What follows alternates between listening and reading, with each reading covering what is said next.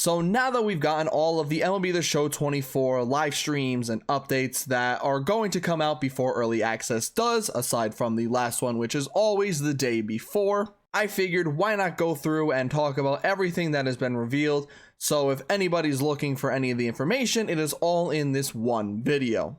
I'm just going to go through and talk about all the different things that have been shown off, and at the end of the video, I'll give some of my thoughts and opinions about certain things that maybe I like, certain things that maybe I don't like, and then we'll just go from there and get excited and prepared for the launch of MLB The Show 24. So, that's enough yapping for me, and let's just get into it. So, the first thing that was showed off was the Negro League Storyline Season 2, where this year they're going to bring us 10 new legends from the Negro Leagues, and some of them so far are pretty interesting. The big one that everybody has been waiting for is Josh Gibson. Ever since Season 1, the one guy we wanted was Josh Gibson, and it is going to be very exciting to use him both in this, learn about his story, and then go into Diamond Dynasty, play with him. They're probably not going to give, the best card right away, but whether it's at the end of Season 1, 2, 3, or whatever, and we'll get into the season stuff later, it's going to be really good to use like a 99 version of him. After that, we got Buck Leonard. I can admit, I don't know a lot about Buck Leonard, so I'm not going to sit here and say that I do. Then we have Hank Aaron, or as Bob put it, Henry Aaron, which I believe was his name before coming to the major leagues. And then we have the first female in any MLB The Show game in Toni Stone. Now, the way that they're going to work is that these 4 are going to be available at the launch of the game, and then a few weeks later, we're going to get another 3, and then a few more weeks after that, we're going to get another 3. So in total, there will be 10, and it'll be more or less split apart within the first month and a half or so. And it's going to be fun to listen to Bob talk about all the different things and be able to play all the different moments with them. The next thing that was revealed was the Derek Jeter storylines. Before I get into talking about the Derek Jeter storylines, I do have to mention, I don't know who is in charge of making the stream for this, but I have to ask, why do they make us stare at a subway for like half an hour? I don't know who the hell was in control of this, but making us stare at a subway for half an hour and then just giving us like 5 things of gameplay just looped over and over and over, not a great decision. Anyway, going into the Derek Jeter storylines, there are going to be 2 different parts to it. We're going to get the 1995 to 2000 seasons, and then a few weeks later, or maybe a month later, depending on how long they decide to take, we will get the rest of all of the seasons to play with Derek Jeter. Now, the interesting thing about the Derek Jeter storylines is that we're not going to only be using Derek Jeter. We're also going to be able to use a lot of players that are in his career, like the core 4, Mariano Rivera, Jorge Posada, Andy Pettitte. We also got Bernie Williams. They said Wade Boggs is going to be in there. We also got Paul O'Neill. So as a Yankees fan, this is fantastic. But if you're basically a fan of almost any other team, you probably will not care about this. However, they did mention that there are going to be also more new legends in the future, in the later seasons from 2001 to 2014. So here's to hoping we get A-Rod, Hideki Matsui, Mark Teixeira, maybe CC Sabathia. There are some really good players that could be added, and I hope they do. The last thing that I really want to mention about the storylines here, and that will also play into the Negro League storylines, is that for the first time, we're going to be getting defensive moments, not just pitching or offense moments, which will be interesting, and I'm kind of excited for those. Also, I guess they will be probably on online moments stuff as well, but we don't know that yet, so I'm not gonna say so until they do, probably on Thursday. The next thing that we have is the updates to the gameplay. The big things that they said that they wanted to address was a new fielder urgency that comes with 400 plus new animations and logic improvements. The main one that they specified was first base throws from, receiving it from other places, which will be nice. It'll be nice to be able to actually have your players throw the ball and not take 10 years to actually do so. I'm sure for both me and you, there have been plenty of moments where if your player just had a little bit more, urgency, especially if they're like, I don't know, a diamond fielder, we would have gotten the out. But nope, they just want to take forever to throw. Also, there are some of the new rules that are coming into this game, like the bigger bases. I don't know if this is going to be online or not, because it technically is kind of already. The pitch clock is also coming on to the offline, and the disengagement rule, which I don't know if it's going to be online as well, is also coming into the game. So while the bigger bases could, make it somewhat easier to get steals, I wonder if the disengagement rules and some of the animations that pitchers have for these disengagements will kind of slow it down as well. I wonder how much of a push and pull both of those things have for stealing bases in this game. We also got a little bit when it comes to the pitching side of things. The perfect accuracy region, or PAR, which is easier to say, is getting a little bit of a tune-up, especially with breaking pitches. They say that the breaking pitches will always land inside the perfect region and not just like touch the very edge of it and you can kind of count it as it's there, which I think would be nice. It got annoying when you're trying to throw a curveball with a really good accurate pitcher, but because of the perfect accuracy region, it just never went where you wanted. It would hit the dirt or it would be hung. There was like no in between. However, the thing that I am most excited for is the new pinpoint pitching mechanics. Some pitches got new unique ways to be able to use the pinpoint, and if you're a left-handed pitcher, they will be the opposite of what we have been used to, so it brings in a new dynamic. The ones that they look like they updated the most were the knuckle curve, the sinker, the slurve, and the sweeping curve. Obviously, we all know that sinkers are like the best pitch in the game, so making the sinker a little bit harder to be able to actually throw, I think will be a good thing. And the last thing when it comes to the gameplay is they changed the fielding, they changed the pitching a little bit, but they said that they had very positive feedback when it comes to the hitting. So as of right now, there aren't many changes when it comes to hitting, which, yeah, I would say the hitting wasn't too bad. So I'm perfectly content with hitting more or less staying the same. Obviously, if shit hits the fan at some point this year, hopefully they do fix it. But as of right now, I didn't have too many issues when it came to hitting. Now we're going to start talking about some of the things that were talked about much more recent. We're going to start with Road to the Show. So kind of like when we talked about earlier with Tony Stone, in Road to the Show, you can also create women players. And also from the looks of it, from the Ortiz, because I saw this over on his Twitter, we'll also be able to create women players and put them into your franchises as well, which I think is a neat detail. Now, one of the main differences when it comes to playing as a female in this is that you're going to be having a buddy character that is more or less going to be talking with you throughout the thing, and from what it sounded like, will be there when you get called up, and maybe when you get to the majors or when you do something, they'll be there with you. Maybe not on the same team, but they'll be following you and being there to be able to talk to. Another thing that's interesting about Road to the Show is that we're going to be able to enable impact plays, which sounds like we're going to be able to get more of the plays that are a lot more important in the game, like throwing a runner out third, throwing out a runner at home, making impressive diving plays, whether it's on the infield or outfield. If you're playing catcher, throwing a runner out, all these, more impressive, more impactful plays. And when it comes to these impactful plays, we'll also get quick time events per position.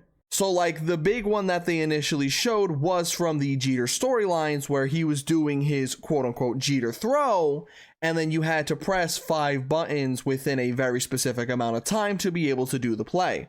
Which I have seen people talk about and kind of draw comparisons to when the bigs had something like that as well. And honestly, I am all down for it.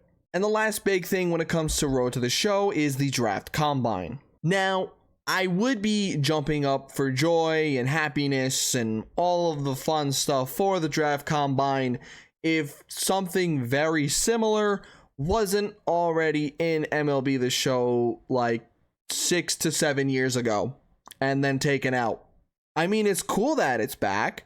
It's nice that we're going to have the thing where we can test out the hitting, the fielding, and doing very situational things, and then playing a few games to either increase or decrease our draft spot. That's cool. I like that. It was kind of dumb that they took it out, though. Moving on from Road to the Show, we're going to talk about the other major offline mode in franchise. The big thing when it comes to the updates for franchise is that we're going to be getting custom game entries. It's more or less like the critical situations from before, but updated. You can make it to where the game can ask you if you want to go into any situation at any point in the game. You want to sit there and maybe not play the first couple innings of the game, set it to inning 4, and not have it to where it's any kind of important situation. You can do that. Or if you want, you can make it to where it's the 7th, 8th, or 9th innings, and it's bases loaded, or 2 outs, runner on third as the tying run, or something like that, which is a lot more important. And you can have it to where it'll ask you if you want to join at that point. You can also have it to where it'll ask you if you want to join if a player is going for a no-hitter or a perfect game or has a hitting streak or 2 or 3 home runs in a game, which I think is really nice. I can't say that I will use it because I either like to sim everything or play everything. I'm not a person that's in between on that. But for those who are, I think it is a much better way of being able to do that. After that, we learned there's going to be improved logic for draft players both unsigned and injured. Now, I will admit, when I have played franchise, I did try to use the draft stuff that was added into 23, and it was fine. It's a lot more in depth, but at the same time, as much as I want it in depth, I also don't want it to feel impossible to get any players. And to me, that's kind of how it feels, so I just let it do it itself. Maybe I'm stupid. Yeah, I am stupid, but that's aside the point.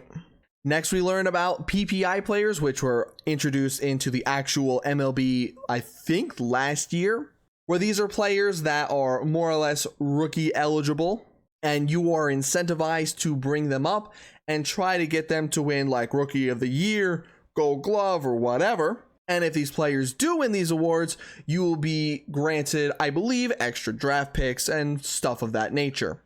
Now, the next thing is something that honestly should have been in MLB The Show ever since it was called MLB The Show. And that is the individual awards finally being shown per player. It sucked when you were trying to remember who got an award 4 years ago, but you know, sometimes you don't play a thing in so often, and you want to look and you want to remember, but you're never gonna find it because it only does the past 3 years. And the last thing that they talked about when it comes to franchise is that when you start a brand new franchise, you can set it to where you get to play with the actual injuries that are happening as we speak. So like the things that they brought up, DeGrom on the IL for his Tommy John, Dominguez on the IL for his Tommy John, stuff like that. Where they believe that they should more or less come off of the IL, they will in this, instead of having to do it yourself or be able to use said players. If you want a more realistic way to play this, you can do that. The next thing we're going to talk about is the presentation. Honestly, it was funny when they mentioned that like everybody is so excited to see the new presentation. I mean, I like to see the score bugs. That's cool.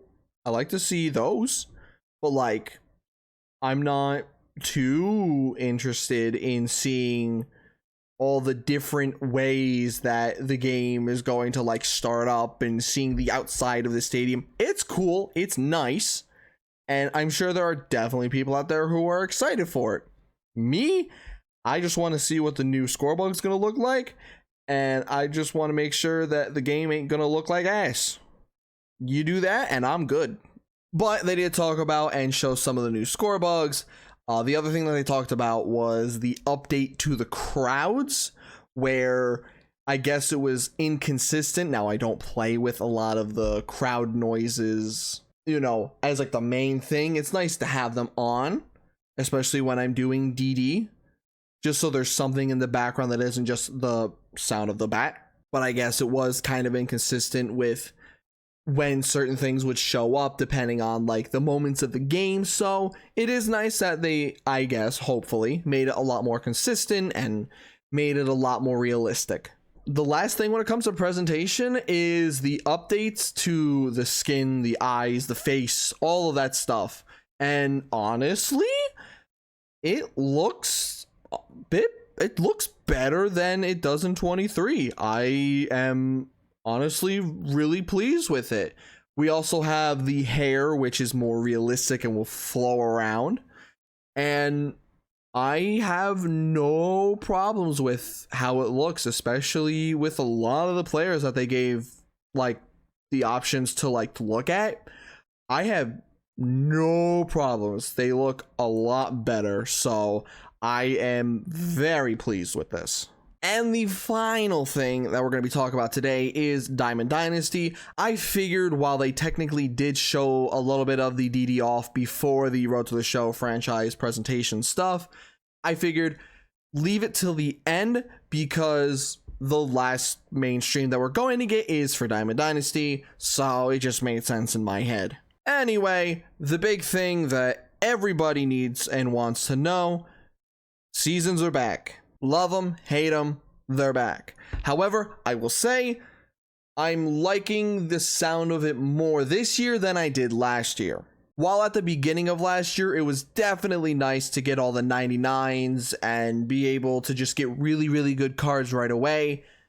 Once we got to the point where the next season came along or the next set came along and we could still use those cards, it didn't really give you a lot of incentive to be like, oh yes, I have to go out there, I gotta get these cards, I gotta get these players, when you already had a full team of 97s to 99s and you were just there. So going back to MLB The Show 24, each of these seasons are going to be taking 12 weeks, give or take. I'm sure they won't be exact. And at the very beginning of each season, the highest rated cards will probably start from the 91 to 93 range. They say season 1 will start at 91 as the highest, but I'm going to guess as season 2 and season 3 come out, it may up it to 92, 93, maybe even 94. And of course, as the season goes along, we're going to be getting better and better cards. So it's going to be more or less 3 to 4 different power creeps in the cycle of MLB The Show 24, which, if done correctly, and hopefully they do, could be a lot of fun. Now, one of the biggest contributors to this is that we're going to be getting 3 team affinities per season. If I had to guess, for season 1, the chapter 1 cards, as we can see here, the first one are going to be 89s. I'm going to guess that the second chapter of season 1s will probably be like 93, 94s. And then depending on how they may want to do it, the third season could be anywhere from 96s to 99s. Whether or not they're going to want to give us the 99s will be up to them. Now, for those of you who understandably get upset when it comes to losing the cards that you have worked hard to get to be able to use in the next season, I will say I do like that we can earn up to 4 wildcard slots. Starting in the Season 2 XP path, they will be scattered throughout that thing to be able to earn up to those 4 slots. I just wonder, based off of the picture that is shown here, I don't think we're going to have any to start season 2. Because in the top left of the picture, all 4 of them are locked. And from the videos that I've watched, I don't think anybody's mentioned that. We're going to have to play through just to even earn one of them, I believe. Which, personally, I'm fine with. Make us earn these things. But I also like that you're giving us enough to where it doesn't feel like we're getting gypped from the last season. The one thing I will say about all of these seasons, wildcards, and all of this is that I do hope that the final season, which will probably take place from December to March, January to March, somewhere in that area, will allow us to use every card. Kind of like how they did set 6 for 23. Now we're going to talk about the online mode, specifically within Diamond Dynasty, which have some very interesting changes. Ranked seasons will have sellable rewards, and it will also have an exclusive player that we can earn, whether we're playing solo or co-op. So most likely inside of the program, just like how in the XP reward path, we had players like Josh Donaldson, Ronald Acuna Jr., we're probably going to be getting one of them for each of the ranked seasons. Also, Battle Royale will now start at 10-0 for Flawless instead of 12-0.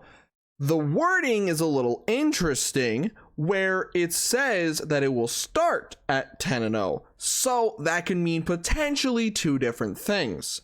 Either A, that means they're going to start it at 10-0 as the final thing for Battle Royale, and if maybe they think it's too easy, they will bring it back to 12-0, or we will get the quote-unquote best pack at 10-0, but if you want, you can keep going until maybe 12-0, 15-0, 20-0, if you can, and still get really good packs. Personally, I read it as 10-0 is the end, but I know some people have brought up the other way of that, and I could see it. And the last thing are the events. Instead of being random for how long they are, they could be 5 days, a week and a half, 2 weeks, 3 weeks. Now, every single one is 2 weeks, and that's that, which I think perfect. Leave it at the 2 weeks and let us be able to grind it without feeling like it's too much work. I do hope that with it being 2 weeks, we will get a couple extra cards in there.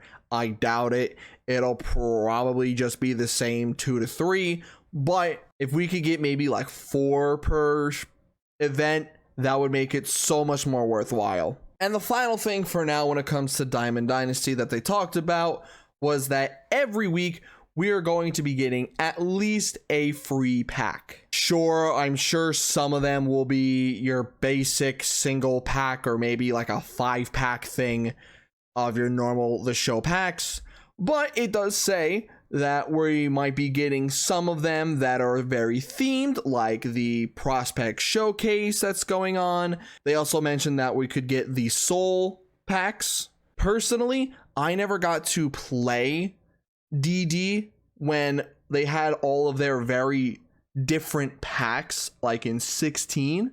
I would love for them to go back to that. Just give us a whole bunch of different kind of packs. Give us the speed pack, give us the power pack, give us the contact pack.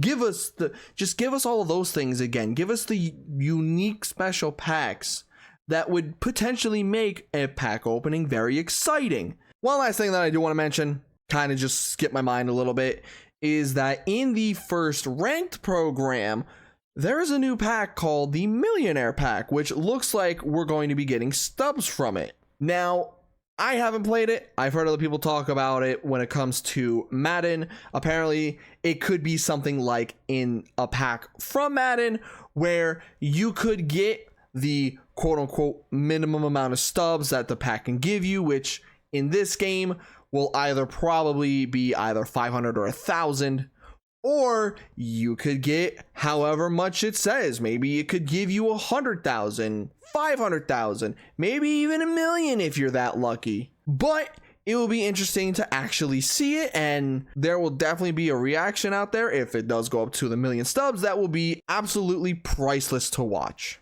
So those are all the details when it comes to MLB The Show 24 that we know of, obviously before the final stream that will come out on the 14th. Now I just kind of want to go over some of the things that I personally enjoy, personally don't enjoy, and just kind of talk about those things. The first thing that I want to start off with are the offline modes. One, we didn't get anything from March to October. Not a damn thing. So I'm going to guess, because I haven't played a lot of March to October, it's going to say basically the same. Or they're going to talk about it a little bit because it does kind of connect with Diamond Dynasty. I don't know. We will see. The huge majority of stuff that I played with MLB The Show up until maybe 2017 or 2018 was franchise. I loved the ever-living crap out of franchise when they allowed us to take out the loans, change the prices of the parking, add, the food, the drinks, add our own batting cages, add our own facilities, change how we change how we transport our players to the different games. It sucks that we don't have that anymore. And as much as some of these franchise things are nice, it just isn't enough. I'm excited to play some franchise, but not as excited as I was hoping to be. And then Road to the Show, the big thing that is nice, I will 100% say, the big thing that is nice is that the Road to the Show players that you make will not be in Diamond Dynasty. That is nice. I am very happy for that. It is absolutely annoying to face off against a 6'10" submarine pitcher throwing 100 miles an hour. Now, of course, not everybody uses that to make their bullshit annoying to play against create a player. However, I do appreciate this. The one other thing that I don't love about what they said for Road to the Show is how they mentioned that they're excited for the future of it 5, 7, 10 years down the line. Now, for it being one of 2 major offline modes, I would expect to hear 2, maybe 3 years down the line. Don't start giving me double digits. Because in my mind, that's saying we're going to be doing very minimal things for this for the next few years. And it is going to take a while to fix the shit they fucked up. Which doesn't sound great.